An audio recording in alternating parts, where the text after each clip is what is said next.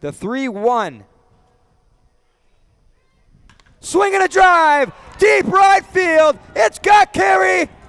It's out of here. A grand salami for Drew Berkland. Oh my goodness, he makes him pay.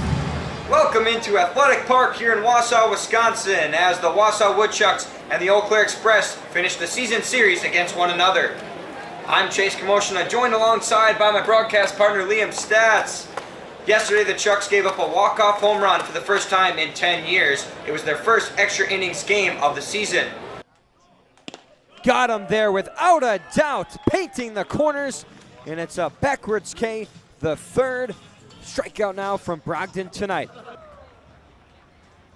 That one is hit deep to left field in the night sky, and say goodbye. Corbin Dickerson, lift off. It's 6-2 Mallards. It's the second home run given up by Bryce Carter in as many days. The ball right now. That one is chopped. Tough play. Jumping throw. Did he get him? The pick in time! Jake Berkland, you gotta be kidding me! The pitch. Skied in the air. This could do it. Underneath it is Christian Smith Johnson. And he dropped it. He dropped it. The throw. He got him. Oh my goodness. The runner didn't know he dropped it. The throw was in time. What a way to end this ball game. Are you kidding me? Oh God.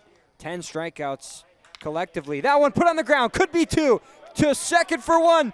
In time. 8-0. The Woodchucks defeat the Dock Spiders. They complete their second sweep of Fond du Lac this season, and they continue to make history here at Athletic Park. Well, it's a hitter's count. He can really do whatever he wants. He can be picky, or he could swing away. He swings away. It's deep right center field. Carry ball, carry. It's out of here. What a moment. The Woodchucks grab the lead. Oh, my goodness. The final frame of baseball scheduled here at Athletic Park. As it's still 6-2 Mallards, they've had the lead ever since that 3-run second inning. The Northwoods League is proud to partner with Authentic Stadium Mustard this season. For over 50 years, Stadium Mustard has been offered at stadiums, ballparks, and arenas coast to coast, and the Wausau Woodchucks are proud to be serving Stadium Mustard here at Athletic Park. Loved by millions, Stadium Mustard. First pitch to Corbin Dickerson, who had a home run against Bryce Hubbard back in the 7th inning. A 2-run shot that increased the lead from 2 runs to 4. Woodchucks have been silent from the runs column ever since the first inning. That one is hit sharply to Shea, and it gets a favorable bounce. He gets on his feet. The throw is high. Brinkman can't pull it down. That's going to be an error on Vance Sheehan, the first from the Woodchucks tonight.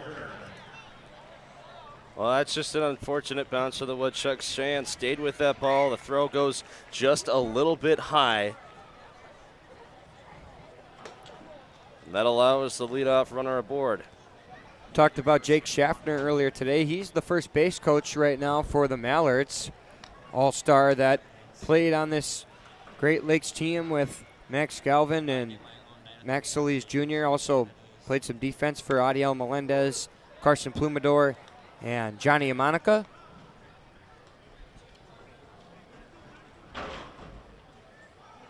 As the batter is Will Vierling.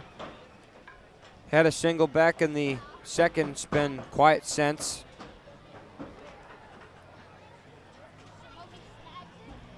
Leadoff man reaches again here for the Mallards. 4th time tonight.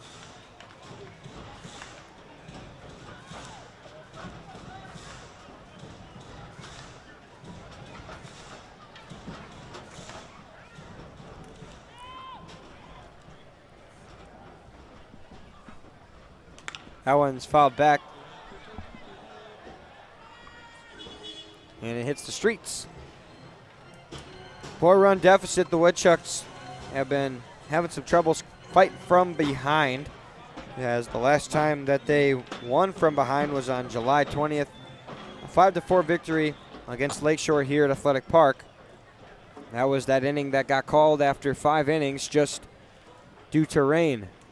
Eddie Espinal and Max Solis Jr. Runner takes off. Throw down from Solis to one hopper on the mark, and they got him. Right on the spot. And he darts the runner. Corbin Dickerson caught stealing. And that's a huge first out here for the Woodchucks. Well, like you said it, that is a huge first out. It takes away the runner, especially from scoring position. Clear bases now for Will Vierling. And Garrett Lott can focus just on the batter. Swing and a miss. So not quite a strike him out, throw him out, but it's back-to-back pitches with an out. And now they are 1 out away from sending us to the final half inning.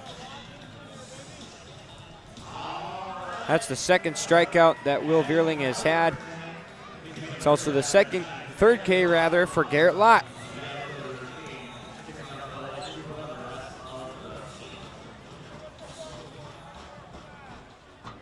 It will be Dawson Hookuff.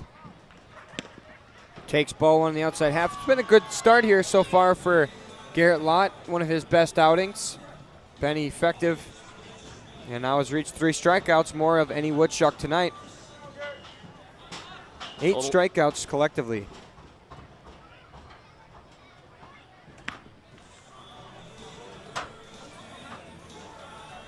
It's crazy that the Woodchucks have used 5 arms now. We started with Sebastian Escobar. No pitcher has thrown more than 45 pitches. Lott is at 37. 2-0 now to Hookuff.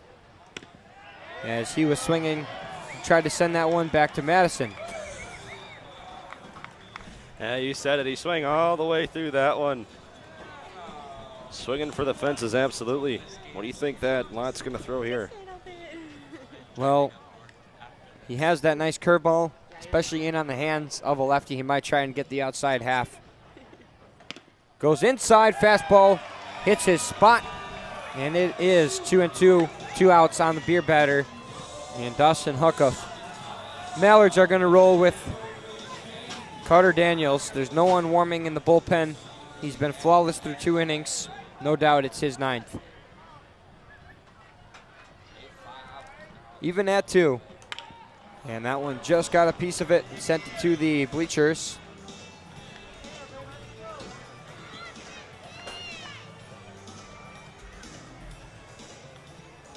Mallards have 1 win already this season here at Athletic Park. It was the second game of that doubleheader on July 17th.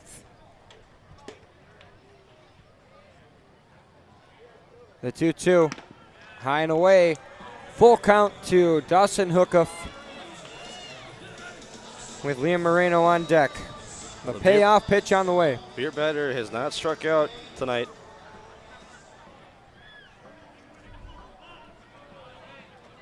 And he'll be from the windup. Way outside, and it's a 2-out walk to Dawson Hookuff. Liam Moreno heads to the plate, and the Mallards keep things going. They're fighting for some insurance runs. The Woodchucks will need 4 in the bottom half of the 9th. There is Jake Schaffner, the Mallards' first base coach tonight, getting a day of rest, watching his team put up 10 hits so far. Lott looking for a way out of this inning. Nobody warming in the bullpen. Bender is in there for strike number 1. 80 mile per hour. He has about a 10 mile per hour difference between the fastball and that curveball.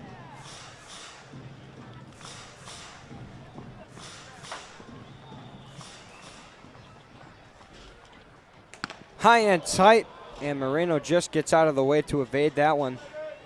Yeah, he'll take a second to recollect himself. Tried the fastball at 89. That one slipped. Moreno hitless tonight, but he walked in the 4th and came around to score the lone run of that inning. Bounced into a double play back in the 5th. Flew out to right in the 7th. That one inside. That one does hit him. And it's 2 straight right at Moreno. Or did that hit the bat? Hit the bat. It did. Moreno saying that it hit off of his helmet, but that one goes off the bat, so it's 1-2. Garrett Lott with a fortunate bounce, as you never want to see anything like that. Hopefully mutual respect between these two guys. As we look to avoid anything like that. It's 1-2. Woodchucks looking for the final out. That is hit softly up the left side, out of play. Moreno waited back on the curveball and sent the hands through. Does he throw that pitch again, Liam? I don't think so. He handled a lot of that one, was just a little bit earlier on it. Probably threw him something outside. You have a ball to waste. We know he tops around 91. We'll see if he pumps it here.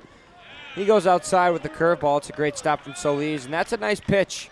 Outside half, try to get a chase, and Moreno, the 4-year Northwoods League player, doesn't bite it. Garrett Lott trying to find a way out of this inning. 2 outs, 2 strikes. Runner on first. As that's correct to Van Cheyenne. A clean glove. He'll take it himself to get the final out of the top of the 9th. We're headed to the final half inning. It's 6-2. The Woodchucks will need to do something special. You are watching the Northwoods League Sports Network.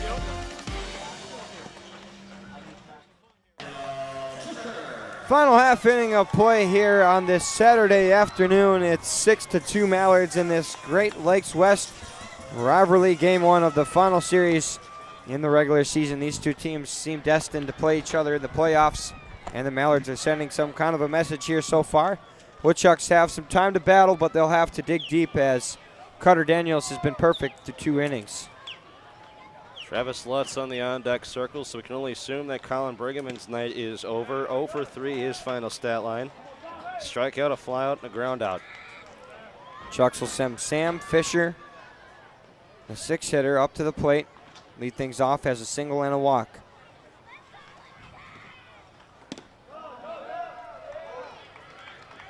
Sam Fisher's actually reached 3 times, single and 2 walks. As leadoff man is key here in the 9th. 3-0. The only man to reach off of Carter Daniels was Bryce Hubbard, who walked back in the 7th inning. That was the first batter Daniel faced, as he has now retired 6 straight, including 3 strikeouts. Very quick inning of works. 4-pitch walk to open the 9th. And it only takes a spark to start a fire. We'll see if that rings true here tonight for the Woodchucks, as they are going to stick with Travis Lutz. He's going to be the pinch hitter for Colin Brigham, and I believe this will be his first plate appearance of the season. He's been excellent on the mound all season long. He hits for his college of Bradley University, and now he's going to hit here in a huge spot. Welcome to the batter's box, Travis Lutz. Well, he had been waiting for this all season. You know, he said that he was a 2-way player. In the 24 season, he had a 222 average at Bradley University, 12 hits, 7 runs, 1 home run, 1 triple, 4 doubles. A slugging percentage of .389. Takes strike 1 there. Obviously expect him to take a few pitches, as he hasn't seen any this year. He has hit in batting practice here pretty regularly. As he waves and misses on that pitch. 85 from Carter Daniels, and now it's an 0-2 with Bryce Hubbard on deck.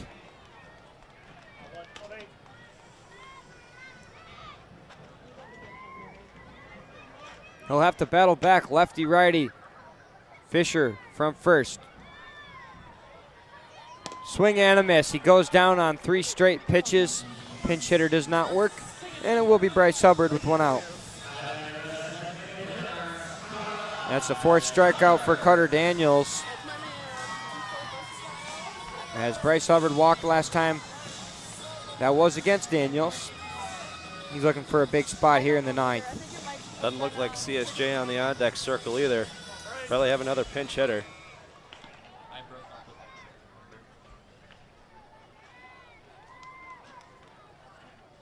Hubbard takes it outside for ball 1.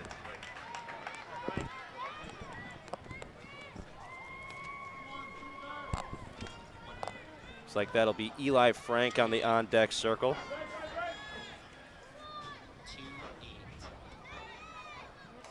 Hubbard check swing. They said he came around, did the home plate umpire, and it's strike 1. Hubbard on the day, 2 flyouts and a walk, 0 for 2.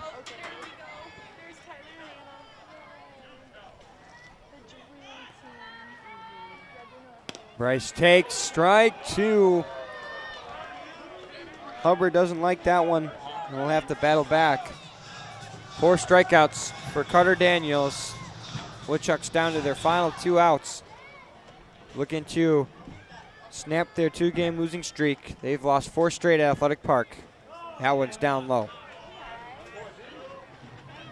They were swept for the first time yesterday against Thunder Bay Border Cats. They finished well, they actually do have 2 games for the Mud Puppies left, but they're 8-4 against Great Plains opponents.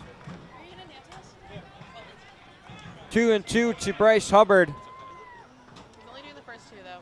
He's running off from the cops. Just stays alive, gets a piece of that one. 92 from Daniels. Great job by Hubbard to follow that one off. The catcher, Hawkov, couldn't hang on to that one. Woodchucks looking to put a blemish in Carter Daniels' record. He hasn't allowed a run in his last 5 outings. That's well inside. It's 3-2. Hubbard drew a walk last time against Daniels, and he works himself a more favorable count.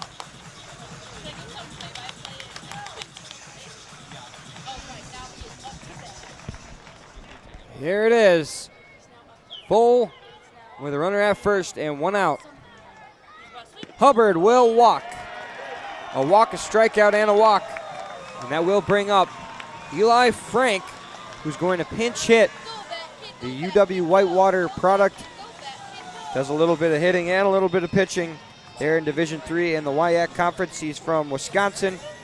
He's a junior, stands at 6'3", 230. And this is a huge situation for him to find his first at-bat of the season for the Chucks. I had the pleasure of watching Eli Frank pitch and hit last season against the WSP Pointers. In the 2024 season, he had a .427 average in 213 at-bats, 20 doubles, 2 triples, and 15 home runs. He had 91 hits, 20 doubles, wow. Impressive stats in D3. Tough conference, and his team made it to the Division III World Series where they took second. Him and Ben Lee, both from UW Whitewater. We've seen Frank, but only from the mound. What a spot it is for him, as the on-deck hitter Jake Berkland is the tying run. They need base runners, so anything will do. It's 0-1 to Frank. As it's a big hack and a miss at 91.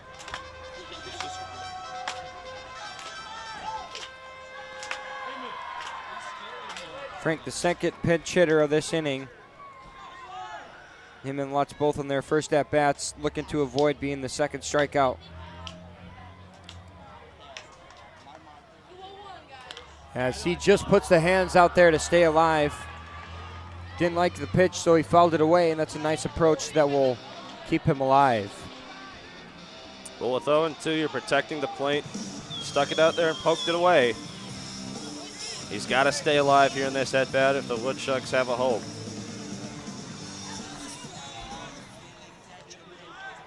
Top of the order up next. Frank looking to stay alive.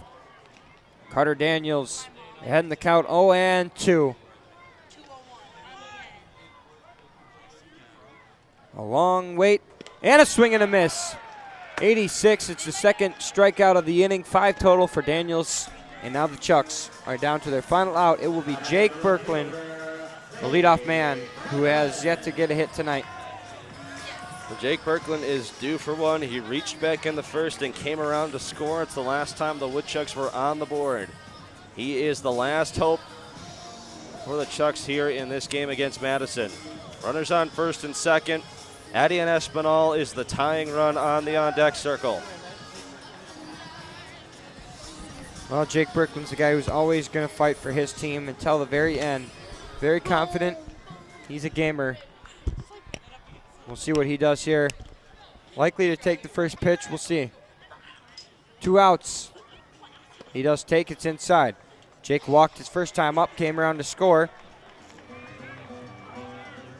This will be his first time facing Carter Daniels, who has 5 Ks. Woodchuck batters here tonight.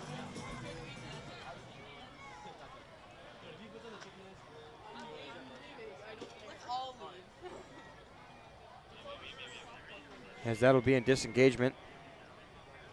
It's actually the second time Daniels is facing Berkland. A strikeout back in the 7th. Backwards K. Pitch that was looked a tad outside, but it's called a strike 3. It's 1-0. He'll take 2-0.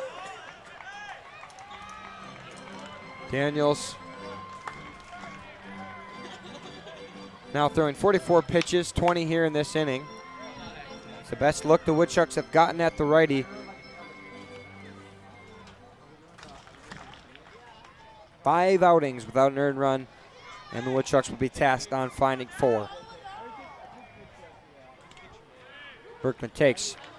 Liam, what have you seen from Carter Daniels? Is there any flaw the Woodchucks can kind of take advantage of here with 2 outs? If he gets flustered, he tends to throw more balls outside the zone, so maybe the base runners could try to get under his skin, antagonize him a little bit. Hack and a miss. And now they're down to their final strike. 2-2 with 2 outs. Jake Berkland is the last hope for the Woodchucks tonight.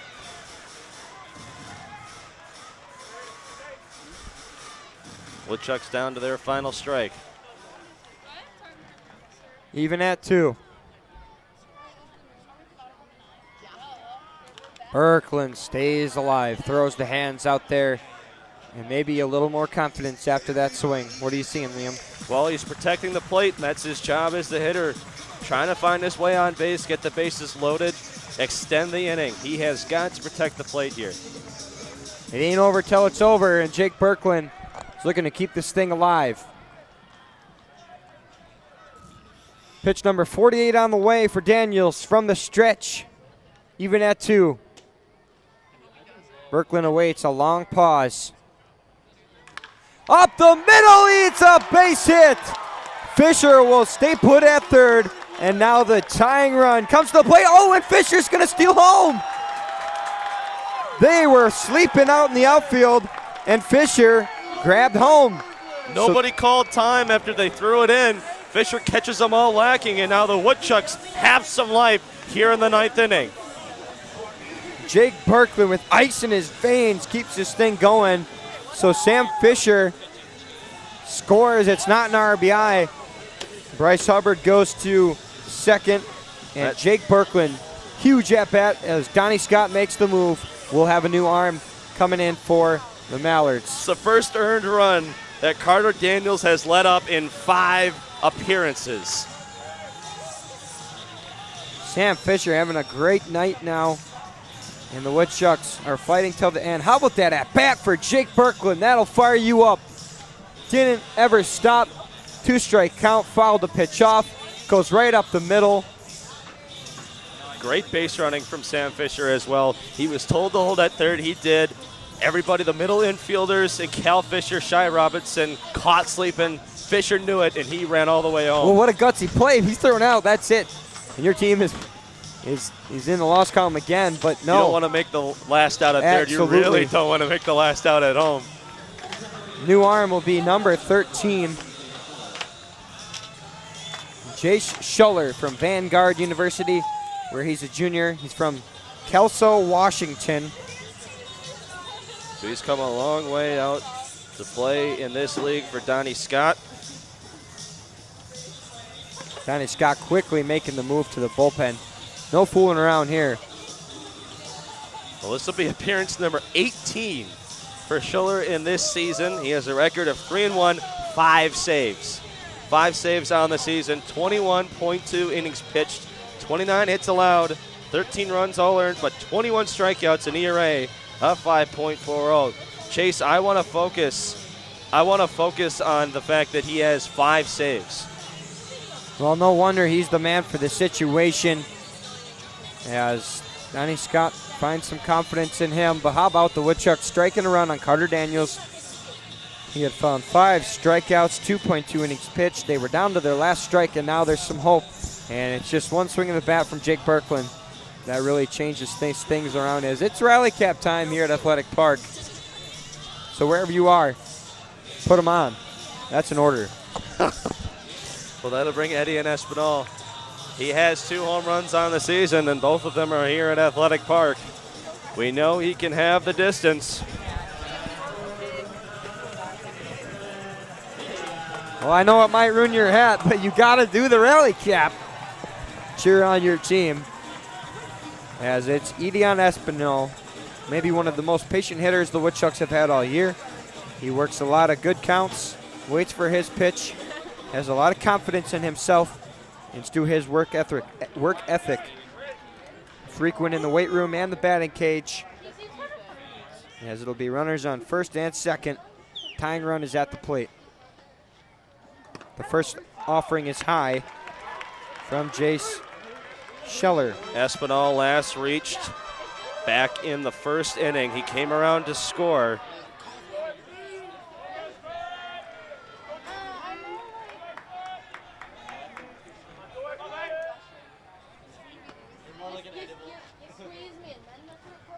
As that breaking pitch at 74 is down the middle of the plate and for a strike. Hubbard from second, not the speediest guy. Jake Birkland can really fly.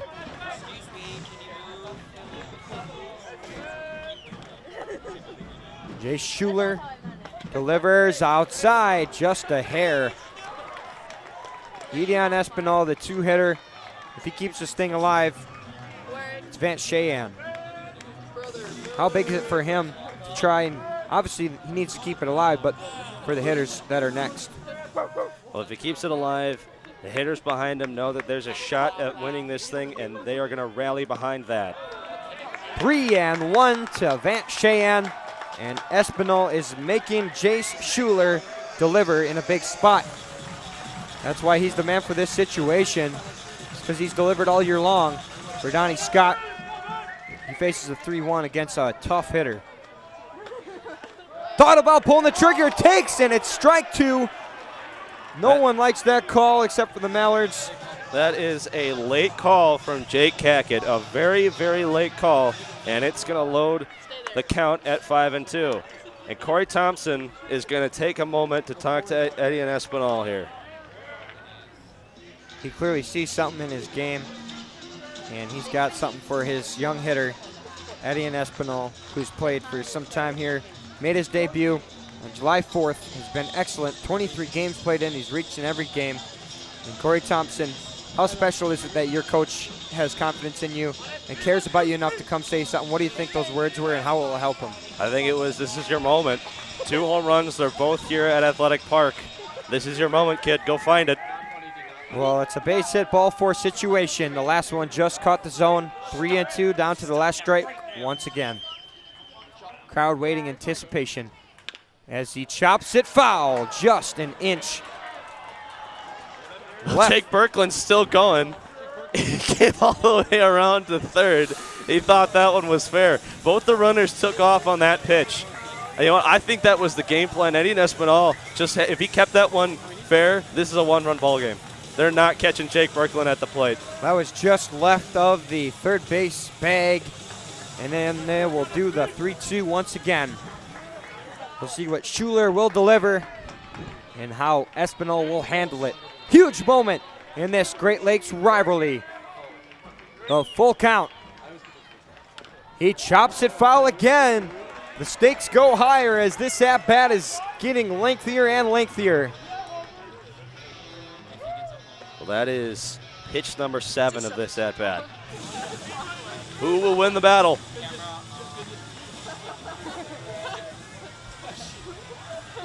Espinal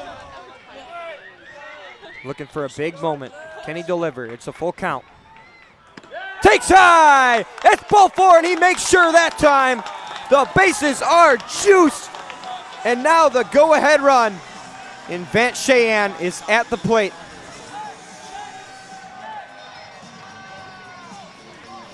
They are making it close here at Athletic Park. They're battling till the end. The Chucks haven't scored since the first inning. And now they cross one in the ninth. And a chance to take the lead. Vance Cheyenne with the bases loaded. Liam, do you expect him to swing in the first pitch, or is he taking and trying to work it back? He's taking all the way, seeing what they're going to try to pitch to him. And he does. It's a breaking pitch at 76. Just catches the outside half for strike number one. Vance Cheyenne, the Big South Freshman of the Year, University of South Carolina, upstate. You just take a look at his stats. You can tell he's been one of the best hitters ever since he got in the Woodchucks roster. The 0-1. Pulls the trigger, it's up the middle, and it will not get through. The flip is in time, and that's your ball game. The Mallards come away with one here at Athletic Park as they have now won 5 straight. The Woodchucks lose their 5th in a row at home, 3rd in a row overall.